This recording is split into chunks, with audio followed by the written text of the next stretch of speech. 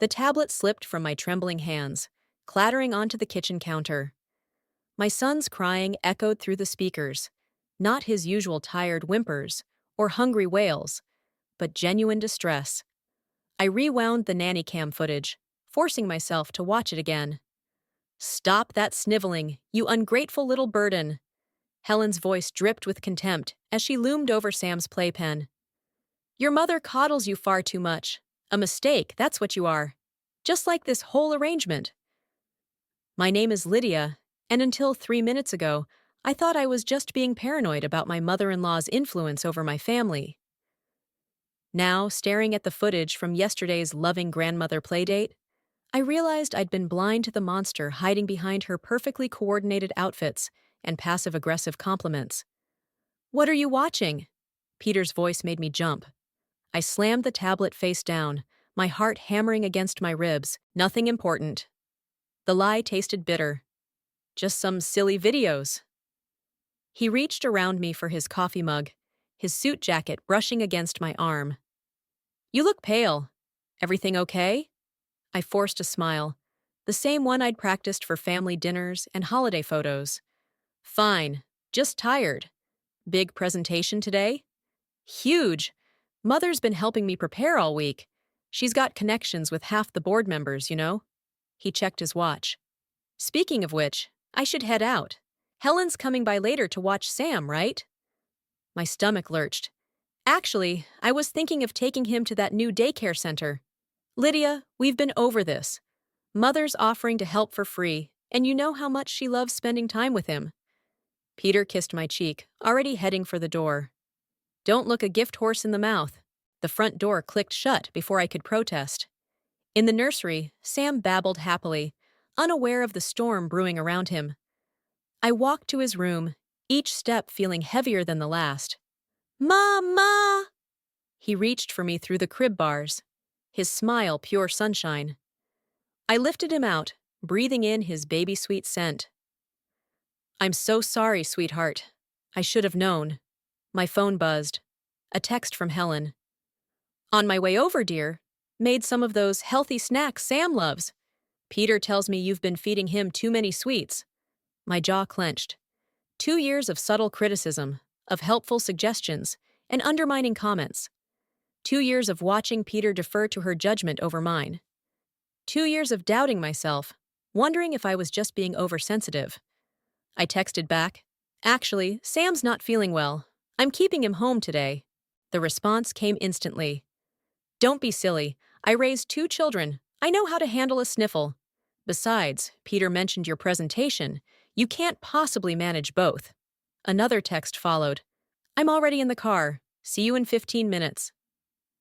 I looked at Sam, then at the tablet containing proof of Helen's true nature. The woman who'd spent years orchestrating my isolation, who'd manipulated her way into every aspect of our lives, was about to walk through my front door expecting another day of unchecked access to my child. My fingers hovered over Peter's number. But what would I say? How could I explain what I'd seen without sounding like the hysterical, overprotective mother Helen had painted me as? No. This required something more calculated, something that would expose Helen's true nature while leaving no room for doubt or denial. I picked up my phone again, but this time I called Grace. If anyone knew the depths of Helen's manipulation, it would be her daughter. It was time to start pulling threads and see what unraveled. Grace met me at a coffee shop across town, far from Helen's usual haunts. She looked exhausted, dark circles under her eyes matching the untouched espresso in front of her. "I got your message," she said, fidgeting with her wedding ring. "You said it was urgent?" I placed my tablet on the table, the video queued up. "Watch this, please." Her face remained eerily neutral as Helen's voice filled our corner of the cafe. When it ended, she pushed the tablet back toward me, her hands steady. "Too steady." "You're not surprised," I said. "Lydia." She glanced around, lowering her voice. "What do you want me to say?" "The truth would be nice. How long has she been like this?" Grace's laugh was hollow. "Like what? Controlling? Cruel? Take your pick." She leaned back, crossing her arms. But if you're looking for an ally, I'm not your girl. I learned a long time ago that crossing mother only makes things worse. She's emotionally abusing my son. And she emotionally abused me for 30 years. Welcome to the family. Grace's words cut like ice. Peter never saw it. He was her golden child, her second chance. I was just collateral damage. My phone buzzed. A text from Peter. Mother says you turned her away this morning. What's going on? I ignored it. Help me understand, Grace. How did it get this bad? You really want to know? She took a shaky breath. When I was 16, I got pregnant. Mother arranged everything, the clinic, the cover story about visiting relatives. She told me it was for my own good, that I'd thank her someday. Peter never knew. Neither did Dad, before he died. Another text from Peter. She's really upset. Call me. And now? I asked Grace. Now I watch her do the same thing to you that she did to me. Isolate, control, manipulate. Grace finally sipped her coffee. But you're stronger than I was. You're fighting back. I need evidence. More than just this video. Be careful what you wish for. Grace pulled out her phone, tapped a few times, and showed me a series of texts. Helen's messages to her daughter were vicious, full of guilt and veiled threats. She's careful around Peter, but with me, well, you see who she really is. My phone rang, Peter again. I declined the call. Forward those to me, I said. Grace shook her head. I can't get involved. My marriage is hanging by a thread. My kids barely speak to me, and Mother holds the purse strings to their college funds.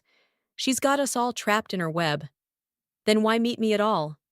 Because, Grace's voice cracked, because Sam deserves better than what I got.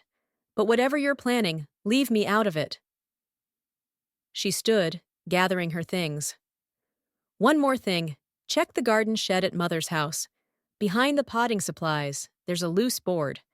What you find there might help. Before I could ask more, she was gone, leaving me with more questions than answers. My phone lit up again. Helen this time. Dear, I'm worried about you. Peter says you're not yourself lately. Why don't you come over for tea? We can discuss what's bothering you. The message dripped with false concern. I could almost hear her voice, sweet as poison, setting another trap. But now I knew I wasn't crazy. The patterns Grace described matched everything I'd experienced. The subtle undermining, the isolation, the way Helen positioned herself as the family's central authority. I texted Peter back. We need to talk, tonight. No excuses. His response was immediate. Can't. Dinner with the board members. Mother's hosting. Of course she was. I looked at the empty chair where Grace had sat, thinking about her words. The garden shed. What secrets was Helen hiding behind those loose boards? I gathered my things, a plan forming. Helen wanted to play games? Fine. But this time I knew the rules, and I had nothing left to lose. Except everything. Helen's garden shed loomed before me in the gathering dusk. I'd waited until her dinner party was in full swing, watching the parade of Peter's colleagues file into the main house. Their laughter drifted across the manicured lawn as I worked the rusted padlock with trembling fingers. The key, lifted from Peter's desk drawer this morning, slid home with a satisfying click. Inside, everything reeked of artificial order. Tools hung in perfect alignment on pegboard walls, each implement labeled and categorized. So very Helen. I ran my fingers along the back wall, searching for Grace's loose board. My phone vibrated. Peter. Where are you? Mother's asking. I ignored it, pressing harder against the weathered wood until... There. The board shifted beneath my touch. Behind it lay a metal strongbox, its surface dusty, but the lock new. The combination was easy. Peter's birthday. Helen's sentimentality was always her weakness. Inside, I found stacks of letters bound with faded ribbon. The first envelope bore my father-in-law's handwriting. My dearest Helen, I know about the money. Footsteps crunched on gravel outside. I froze. Really, Peter, you're being ridiculous. Helen's voice sharp with irritation. Lydia's probably just having one of her episodes. She's been acting strange lately, Mother, ever since she started feeling threatened by our close relationship with Sam? Helen's laugh was brittle. It's textbook insecurity, just like that incident with Grace's baby. I held my breath, clutching the letters.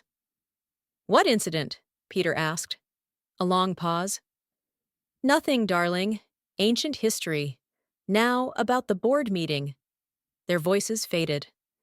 I pulled out my phone, snapping photos of each letter with shaking hands. The truth emerged in fragments. Missing funds, threatened exposure, a marriage built on blackmail and silence. The last letter stopped me cold. It was dated 3 days before my father-in-law's fatal heart attack. Helen, I'm done covering for you. The board meets Monday. They'll know everything. The embezzlement, the offshore accounts, all of it. I should have stopped you years ago, before you corrupted our son. God forgive me. Richard. My phone buzzed again. Grace. Mother's looking for you. Get out now. Too late. The shed door creaked open.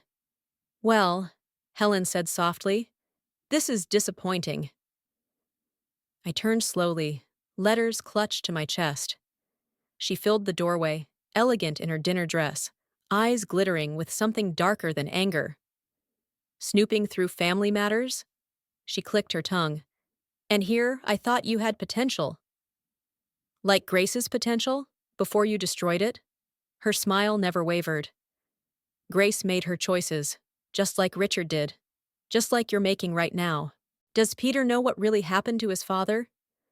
Peter knows what he needs to know. She stepped closer. The question is, what do you need? To keep your family intact? To ensure Sam has every advantage? Her voice dropped to a whisper. To avoid losing everything? The threat hung between us like poison gas. You're going to back away from that box, Helen continued. You're going to forget what you saw, and tomorrow you'll apologize for your recent behavior. Blame it on hormones, depression, whatever works. Because if you don't... She reached for the letters. I stepped back. Those aren't your only copies, Helen, and I'm not Grace. Something flickered in her eyes. Fear, maybe, or respect. You have no idea what you're starting. Actually, I held up my phone, showing her the photographed evidence. I know exactly what I'm finishing. The dinner party chatter floated through the open door, a reminder of the carefully constructed world Helen had built. A world I was about to shatter. Your move, I said. She studied me for a long moment, then smiled. A real smile this time, sharp as a blade. Well, dear, I suppose we'll see who Peter believes, his loving mother or his increasingly unstable wife. She turned, pausing at the door. Oh, and Lydia? Sam really does look so much like his grandfather. It would be a shame if anything happened to him. The door clicked shut behind her, leaving me alone with the weight of what I'd started, and the terrifying certainty that there was no turning back. The flash drive felt heavy in my pocket as I walked into the police station. 3 nights of sorting through Richard's letters and downloading security footage had led me here. Detective Martinez's office was exactly what I'd expected. Cluttered desk, cold coffee, walls plastered with photos of missing persons. Mrs. Wheeler, she gestured to a chair. You mentioned this was about your father-in-law's death? I placed the drive on her desk. Richard Wheeler didn't die of natural causes. Her expression didn't change as she plugged in the drive. We sat in silence as she scrolled through the documents, financial records, threatening letters, surveillance footage from Helen's house the night Richard died. This is circumstantial, she said finally. Keep watching. The next video showed Helen entering Richard's study at 10:43 p.m. She left at 11:17. Richard was found dead at his desk the next morning. His heart medication was tampered with, I said. The autopsy report's in there too. Martinez leaned back. Why bring this to us now? My phone buzzed. Another text from Peter. Where are you? Mother says you're not answering her calls. Because she's threatening my son, I said, and I need protection. Martinez's phone rang. She answered, listened, then hung up. That was the front desk. Your mother-in-law is here. My stomach dropped. What? She's filing a complaint. Says you've been harassing her, exhibiting paranoid behavior. Claims you're a danger to your child. The room tilted sideways. Helen had beaten me here. Of course she had. Detective. Mrs. Wheeler, given your recent history of anxiety medication. What? I've never taken. Then I remembered the pills I'd found in my bathroom cabinet last week. The ones Peter insisted our doctor prescribed. She's setting me up. Martinez's face softened with practiced sympathy. We'll look into the evidence you've provided. But right now, I'm more concerned about your state of mind. My phone buzzed again. Grace. CPS is at your house. Peter let them in. Get home now. I stood so fast my chair toppled. In the lobby, Helen sat primly in a plastic chair, perfectly composed in her grief. Oh, Lydia, she said, voice trembling. We're all so worried about you. I ran past her, out into the parking lot. 3 missed calls from Peter lit up my phone. A text from an unknown number. Photos received. Payment pending. My hands shook as I started the car. I'd been so focused on exposing Helen, I'd missed her countermoves. While I'd been gathering evidence about the past, she'd been systematically destroying my present. At home, a social worker interviewed Peter in our living room. Sam's toys were being photographed and documented. My son watched from his playpen, confused and frightened. There you are, Peter said, relief and anger warring in his voice. Where have you been? They need to ask you some questions. The social worker smiled professionally. Mrs. Wheeler, we're just doing a routine check. Your mother-in-law expressed some concerns. Did she mention killing her husband? The words burst out before I could stop them. Peter's face went white. The social worker made a note on her pad. Lydia, Peter whispered. What are you doing? My phone buzzed one final time. Helen. Check your email, dear. I've taken the liberty of sharing those lovely childhood photos of Sam with the board members. The ones you don't remember taking. The ones that look concerning. Shall we discuss terms? The room spun as understanding hit. She hadn't just been playing defense. She'd been laying traps for months. Every move I'd made had been anticipated, twisted, used against me. Mrs. Wheeler? The social worker stepped closer. Are you feeling all right? No, I wasn't all right, but I finally understood the game. Helen wasn't just trying to control her family anymore. She was trying to erase me from it. I looked at Sam, then at Peter, seeing the doubt in his eyes. Helen had won this round, but she'd forgotten something crucial about mothers protecting their children. We fight dirtiest when we're cornered. The invitations to Helen's 70th birthday party sat in neat stacks on my kitchen table. Each envelope addressed in her perfect calligraphy, each card inside announcing a celebration of family bonds. I traced the embossed letters with my finger, remembering the social worker's final warning before leaving our house yesterday. Mrs. Wheeler, any unstable behavior at family gatherings will be noted in our report. My phone chimed. Grace. Mother's asking why you haven't RSVP'd. What are you planning? I didn't respond. Instead, I pulled out the USB drive containing my backup files, the videos, the letters, the financial records. Everything Helen thought she'd neutralized when she poisoned my credibility with the police. Peter walked in, loosening his tie. The board meeting was interesting today. Oh? Mother showed them some concerning photos of Sam. His voice cracked. Photos you apparently took. You know those are fake. Do I? He slumped into a chair. I don't know anything anymore, Lydia. The police report, the social workers, your erratic behavior. Your mother killed your father. The words hung between us like smoke.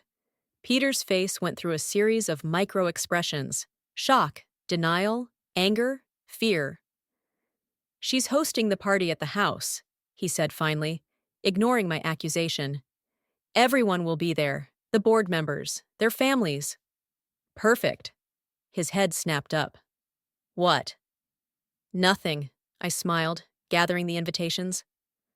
I'll help her set up. It's the least I can do. Peter grabbed my wrist. Lydia, whatever you're thinking. I'm thinking it's time to celebrate family bonds. I pulled away. Isn't that what Helen wants? That night, I emailed Helen my RSVP, offering to help with preparations. Her response came within minutes. Wonderful, dear. I'm so glad you're feeling more stable. Come early on Saturday. We'll make it a special day. I forwarded everything to Detective Martinez with a simple message. Watch the security cameras at 42 Maple Street this Saturday, 7 p.m. Then I called Grace. You're insane, she whispered, after I explained my plan. She'll destroy you. She's already trying, but at her party, with everyone watching, I looked at the photo of Richard on our mantel. She won't be able to hide this time. The board members will see exactly who she is. Unless what? Unless you warn her. I kept my voice neutral. Is that what you're going to do, Grace? Protect her again? The silence stretched so long, I thought she'd hung up. 7 o'clock, she said finally. Don't be late.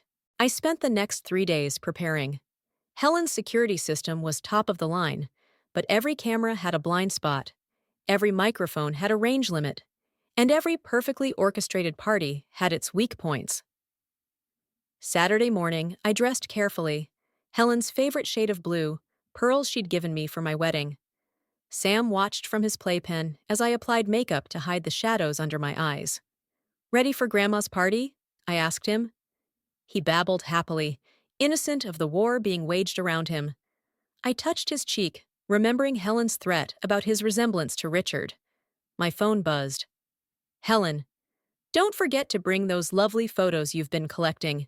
We should discuss them before the guests arrive. Another message followed.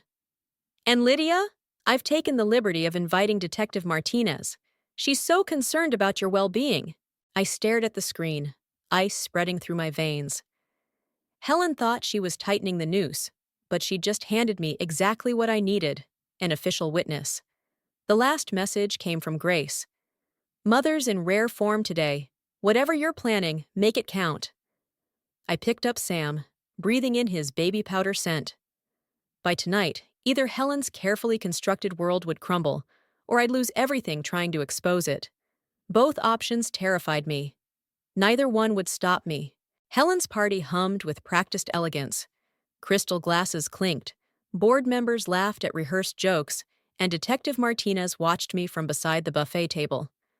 I clutched my phone, waiting for Grace's signal.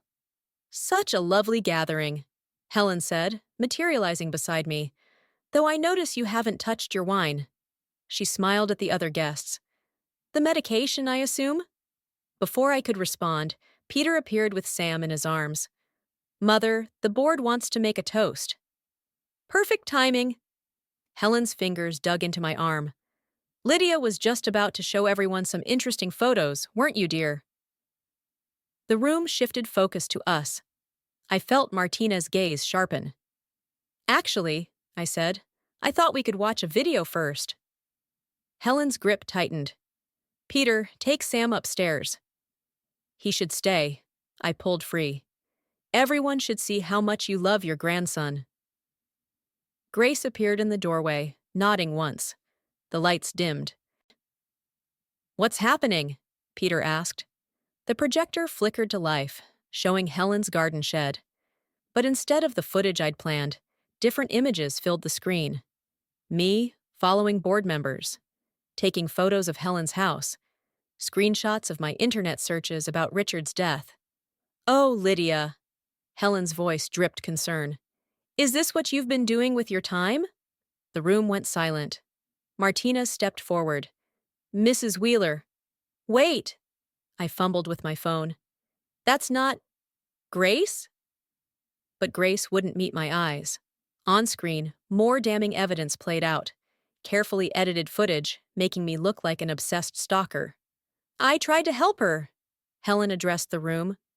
We all did, but after the incident with Sam's photos. You staged those. My voice cracked. Peter, she's lying. The real video is right here. Helen held up my USB drive. Found in her desk this morning, along with these. She produced Richard's letters. The originals I'd thought were safely hidden. Forged, she continued sadly, in what appears to be a disturbing attempt to blame me for my husband's death. Peter stared at me, Sam clutching his neck. Lydia, what have you done? The room spun. Every piece of evidence, every careful plan. Helen had twisted it all. Even Grace's help had been a trap, designed to complete my isolation. Detective, Helen said softly, I believe this is where you come in. Martinez stepped forward, reaching for her handcuffs. Mrs. Wheeler, we need to discuss these harassment charges. No, I backed away. Peter, please, Sam needs stability, Helen cut in. Peter, darling, take him upstairs. This might get unpleasant. I looked at my son's face one last time before Peter turned away, carrying him toward the stairs. The board members whispered among themselves. Grace studied her shoes. Mrs. Wheeler, Martinez said, don't make this worse. I ran.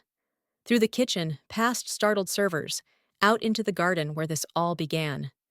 Behind me, voices shouted. Flashlights cut through the darkness. I reached the shed, yanking at the door. Locked. Of course it was locked. Helen never made mistakes. It's over, Lydia. Helen stood at the garden's edge, Martinez beside her. But don't worry, we'll take good care of Sam while you recover. The shed's window reflected blue and red lights. Police sirens wailed in the distance. You killed him, I whispered. You killed Richard, and now you're killing me too. No, dear. Helen's smile was almost gentle. You did that all by yourself. Martinez stepped forward with the handcuffs. Through the house windows, I could see Peter watching from Sam's room, his face unreadable. Everything I'd fought for, my son, my marriage, the truth about Richard, crumbled like the garden soil beneath my feet. Helen had won. She'd always been winning, from the moment I first challenged her power. The handcuffs clicked shut, cold as Helen's victory smile. Don't worry, she whispered as Martinez led me away. Families always forgive. Eventually. But we both knew that wasn't true. Some things, once broken, stay broken forever. And Helen had just broken everything. The holding cell's fluorescent lights buzzed like angry wasps. 3 hours since the party, and my hands still smelled like Helen's garden soil. The door clicked open. Your husband's here, Martinez said. Peter looked exhausted. His party clothes rumpled. No Sam in sight. Grace confessed, he said without preamble. I straightened. What? She came to the station right after... He swallowed. She had copies of everything. The real videos, Dad's letters. She's been documenting Mother's behavior for years. Martinez cleared her throat. Mrs. Wheeler, your sister-in-law provided evidence suggesting your mother-in-law orchestrated a complex fraud scheme. The department has reopened your father-in-law's case. Where's Sam? My voice cracked. With Mother. Peter held up his hand as I lurched forward. And a police surveillance team. We needed her to feel secure while they executed the search warrant. A commotion erupted in the hallway. Helen's voice carried through the station, sharp with indignation. This is absurd! I demand to speak with... She stopped in the doorway, eyes narrowing. Peter, what are you doing here? Looking for answers, Mother. He pulled out his phone, playing a video. Helen's voice filled the cell. Richard, you sanctimonious fool! You really think the board will believe you over me? The timestamp showed the night Richard died. Helen's mask slipped for just a moment. That's clearly doctored. Grace always was skilled with technology. Grace didn't make this, Peter said. You did. When you set up the surveillance system after Dad died, the backup files uploaded automatically to his private server. The server you thought you'd erased, I added. The one Grace recovered last week. Helen's composure cracked. Everything I did for this family. Richard would have destroyed us with his moral crusade. The board just voted to freeze all assets pending investigation. Peter cut in. It's over, Mother. She turned to me, eyes glittering. You think this changes anything? You'll always be the unstable woman who attacked her mother-in-law, who traumatized her own child with her paranoid delusions. No, Grace appeared behind her, holding Sam. She'll be the woman who finally stopped you. Helen lunged for Sam. Martinez moved faster, catching her arms.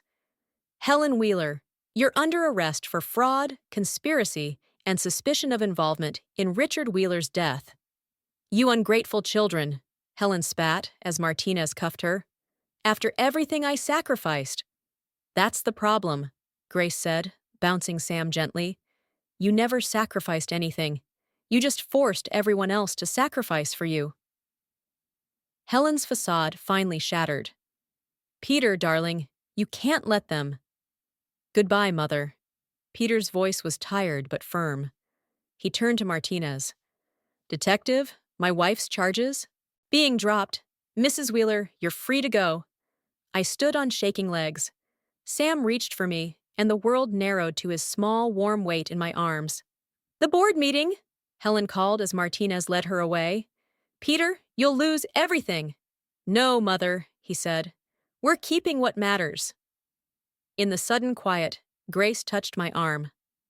I'm sorry it took me so long. I was afraid. We all were, I said. That's how she controlled us. Peter wrapped his arms around Sam and me. Let's go home. Home! Helen's voice drifted back one last time. You think this is over? Families don't end, dear. They just evolve.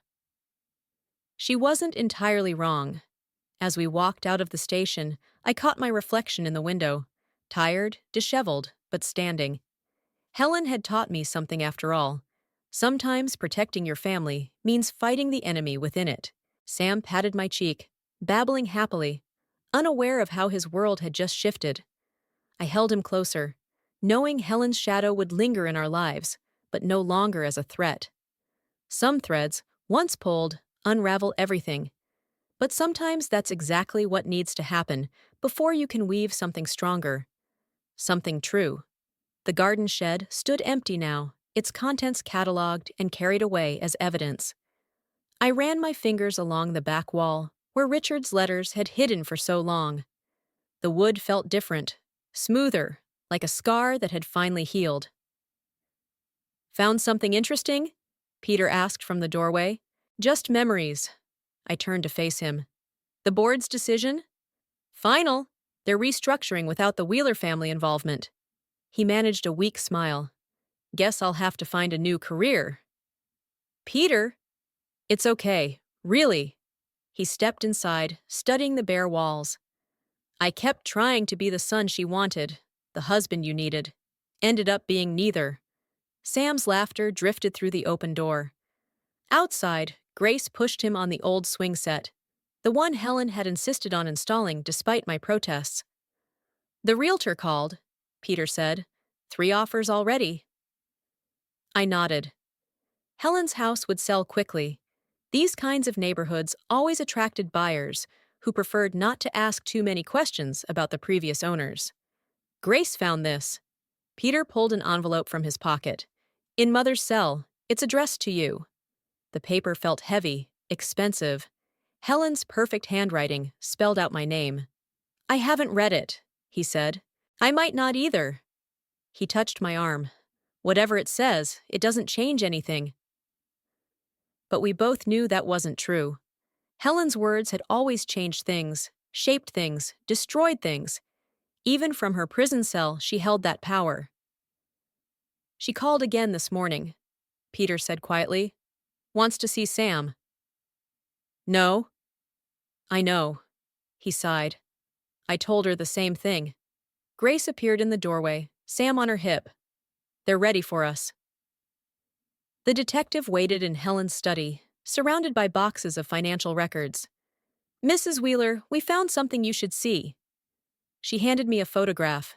Helen, much younger, holding a baby. Behind her stood a man I didn't recognize. That's not Richard, Peter said. No. Grace took the photo. That's her first husband, the one she never told us about. The detective nodded. We found marriage records and death records 6 months later. Car accident. She didn't just lose a baby, Grace whispered. She lost everything. I thought of Helen's obsession with control, with family, with keeping her children close. The pieces shifted, forming a new pattern. Still ugly, but somehow more complete. There's more, the detective said. Investment accounts, offshore holdings. She was building a safety net for all of you. Peter laughed bitterly. By stealing from everyone else. By making sure she never lost everything again, I said. Sam squirmed in Grace's arms, reaching for me. I took him, breathing in his clean, innocent scent. The DA's offering a deal, the detective continued, in exchange for full cooperation. No deals, Peter cut in. She made her choices. I looked at Helen's letter, still unopened. We all did. Later, after the detective left and Grace took Sam home with her, I stood in Helen's garden one last time. The roses she'd tended so carefully were already wilting, as if they knew their caretaker wasn't coming back. I opened the letter. Lydia, you won, as I always knew you might. You have what I never could keep, a family bound by love instead of fear. Don't waste it trying to understand me. Just remember, the threads that connect us don't break. They just change pattern. Helen. I struck a match, watching the paper curl and blacken. The smoke carried Helen's last words away, leaving only the truth we'd all finally faced. Some patterns need to burn before new ones can form. Peter joined me, slipping his hand into mine. Together, we watched the ashes settle into Helen's perfect garden, marking the end of one story and the beginning of another. Not a happy ending exactly, but a real one. Sometimes that's enough. Times.